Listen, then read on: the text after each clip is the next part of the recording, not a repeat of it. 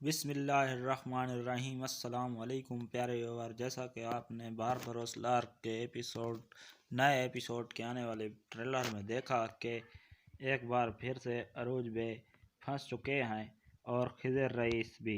तो दोस्तों, आपको क्या लगता है आने वाली किस्त में क्या क्या रंग दिखाए जाएंगे? एक तरफ से शहबाज बे की मौत दिखाई जाएगी और दूसरी तरफ से खिज़र को अपनों के हाथों से खंजर लगना भी दिखाया जाएगा।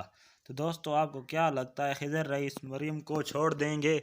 उसको पता चलेगा वो पैतरों के साथ मिली हुई है।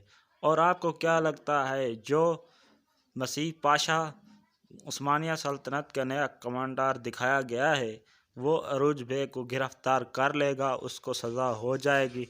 तो दोस्तों, अपनी कीमती राय कमेंट में ज़रूर दीजिएगा।